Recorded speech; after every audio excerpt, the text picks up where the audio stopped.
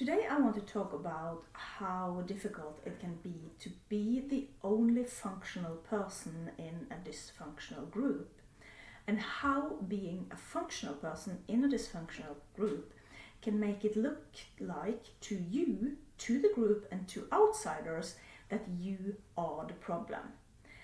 And you can become more and more exhausted and ill by being functional in a dysfunctional group. So being the healthy, normal individual does not equal that your life will be easy. And this is important for victims of abuse to know about, that getting out of abuse, that won't necessarily give you a happy, good life. But you shall still be functional. There is no win in being dysfunctional, even though it can look like it.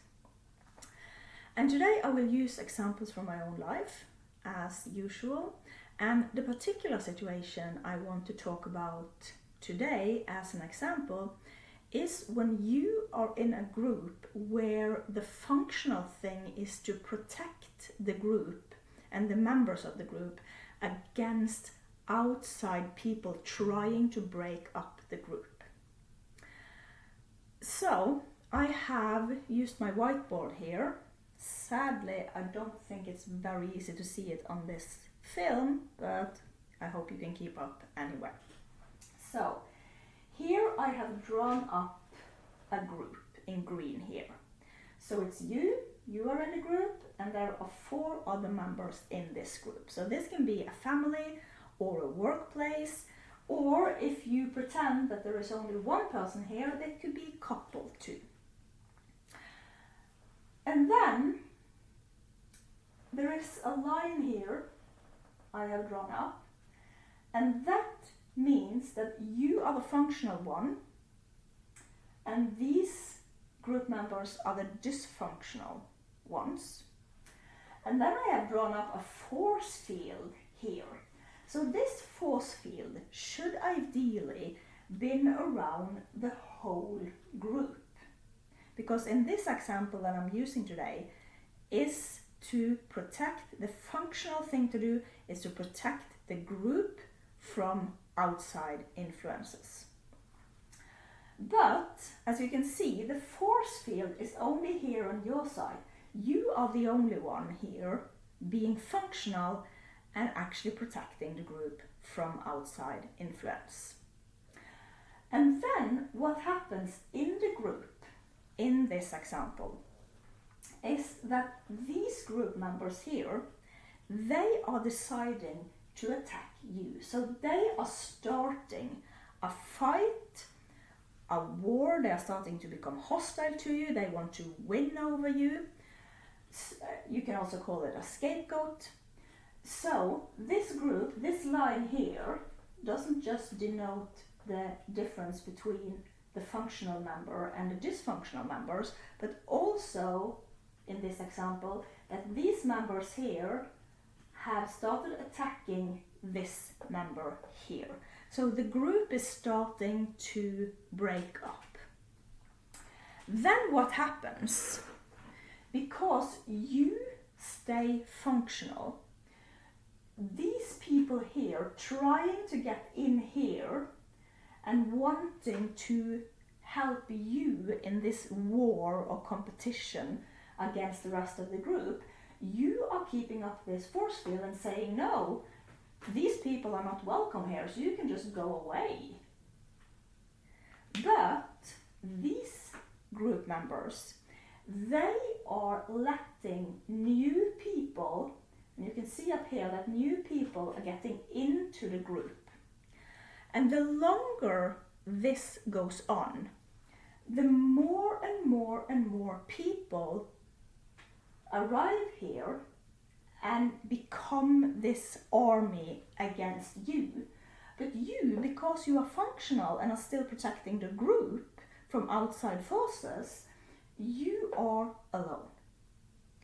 And to outsiders, and to you, and to the group, it then will look like more and more that you are the problem, because you are the only one behaving like you do, but there are more and more and more people coming here saying that you are wrong. But that does not mean that you should stop being functional, because the second you stop being functional and start letting people in here, and this war rages on, you are suddenly caught up in a dysfunction that it can be very hard to get out of. So you kind of have to just accept that if you are functional in a dysfunctional group, you will be alone. It will be very, very hard for you. Because if you are the only one that is functional in a group and the rest of the group is dysfunctional, you're still in the group, so you can't actually do anything about it. So, some examples from my own life. In my own family, my parents and my siblings, they have a natural lack of taking offense if somebody insults me. Because in my family, in my parents and my siblings, from the 1980s onwards, there has been this, my parents instigated this fight in the family. So there was always somebody who had to be a scapegoat. But I have a natural defense against other people. So when you are a child, when people come and say something shitty about your parents and siblings, normal functional children will protest that. They will become offended. They will say, no, my father is stronger than your father. So it will break out this fight between peers instead of inside of the family. And that is how it is actually meant to be. You are actually meant to feel insulted if somebody comes and says, your sister is stupid, your brother is ugly. You are actually supposed to take offense to that. But in my family, the other members in my family, my siblings and my parents, they lack this natural insult. And we can talk about genes and upbringing and whatever in another video, but for this video, it's just enough to state that they lack it. I have it, they lack it. So every time somebody from the outside have tried to get me to start attacking my own family, I have said, no, you know what? No, this is my family. Yeah, there's a lot of wrong with them. I can have a lot of complaints about them. I'm not particularly fond of them, but they are my family and it's natural for me to take offense. I am insulted if you talk shit about my parents to me or about my siblings to me. I will be insulted, and that will create this force field. So when other dysfunctional people come to me and want to form this kind of army together with me, they are unsuccessful. That is why I very quickly get out of dysfunctional groups. In the last video I talked about the dysfunctionality in the social group Norwegian Twitter and how I kind of just flowed through that and got very quickly out of it. Because I do not form groups. I stay in the original group. My family is my original group. My parents and my siblings are my original group. Even though I do not have contact with them because they are abusive, they are still my original group. So if somebody comes to me and wants to start a group here with me against my parents and siblings, I will reject them. They won't be successful.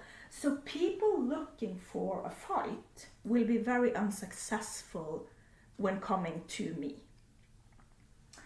Another example is my ex-husband. So if no, I couldn't erase them. Yeah, but imagine that there is one person here and me. So me and my ex-husband.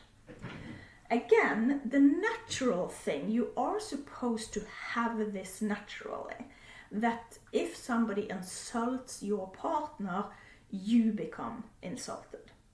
And also, if it's an ex, you're still meant to have this. No matter how angry you are with your ex, you are meant to be insulted if other people come and insult your ex. Because you are an original group. You are a group. You and your partner are a group. Even when you are exes, you are still close relationships. So, my ex-husband, he has this, he lets other people, he wants this war with me. He doesn't see me as, even though we were together for 12 years, he doesn't see me as someone he is in a group with. Even though I am the mother of his child, he doesn't see me as an insider, he doesn't see me as a part of the group. He has, for all those 12 years, I was pretty shocked when I realized it, but for all those 12 years we were together, he never saw me as a family group with him. So to him, I was constantly this outsider.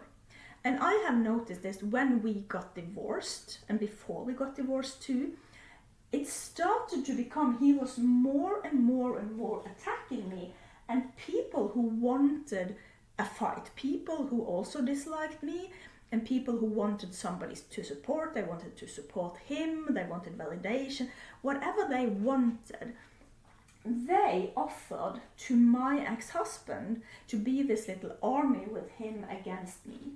But I kept up this force field and said that, no, this is my husband, now ex-husband, and he is the father of my child. So if you harm the father of my child, if you harm my ex-husband, you are my enemy because I am in a group with this man.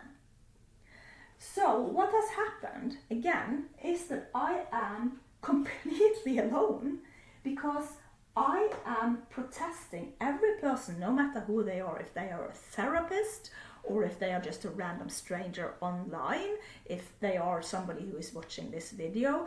If you try to support me in a war against my ex-husband, you will be unsuccessful because that won't function. I am protecting him. His rights, my ex-husband's rights, are important to me because he is my ex-husband and the father of my child. So I have to constantly protect him. He doesn't do the same, so I become more and more and more alone because I'm the only functional of us. The same with my ex-partner Sigurd, who I dated for a very short while. He was also like that when people wanted us to have a fight, and this is something I talk a lot about, it happened on Norwegian Twitter, in the social group Norwegian Twitter, that people wanted me and Sigurd to have a fight. No matter how little we were fighting, no matter what we said, people wanted us to have a fight because they were seeking a fight. They wanted to be in an army. They wanted to be in a friend group. They wanted to support somebody. They wanted to punch somebody. So they just needed me and Sigurd to be enemies. So what Sigurd did was that he didn't see me as a part of a group with him. He had no natural way of taking offense. If somebody insulted me, he just felt joy. He didn't feel insulted. I felt insulted. And I was sitting with, in that period of my life, I was stuck in the Norwegian psychiatry with therapists and nurses, and I had to listen to them talk all the time. And there was a lot of people who was trying to kind of become this army together with me. And yeah, we hate Sigurd, we hate Sigurd. And I was like, no, that's not allowed. Sigurd is my partner, now ex. He's a group with me. You do not talk shit about Sigurd. And you do not talk shit about Sverre. And you do not talk shit about my siblings or my parents or my son. You do not talk shit about people I love. Even though they hate me, I don't hate them, so you don't talk shit to me about them. So what ended up with me on Norwegian Twitter in the relationship with Sigurd was that I was completely alone, and he had more and more and more and more this bigger and bigger army. So, to recap, if you are a functional human being, you will end up alone in a lot of situations.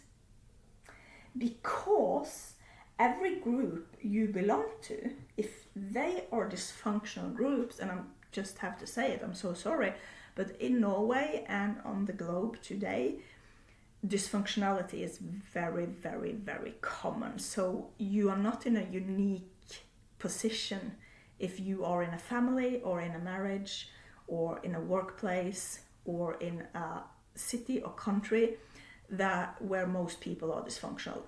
It's sad to say it, but that's the state of the world that is today. Most people are actually dysfunctional. So if you are functional and the rest of the group is dysfunctional, you will have a pretty bad life. Does that mean that you should stop being functional? No, because being functional gives you a lot of other perks. But remember this, that to outsiders and to yourself and to the group, it will look like the more functional you are and the more dysfunctional they are, it will look to you all as if you are the problem. That does not mean that you are the problem. So just stay functional no matter what you do. If you do have dysfunctional sides, work on them and stay functional. Never go into, because it can be very tempting to stop having this force field and form your little own army to start fighting the rest of the group, but then you're in an eternal fight. Then you are just in an army. And it's not a normal life to be in an army. If you want to be in an army, join the actual army in your country. But there is nothing normal in being in an army in your everyday life.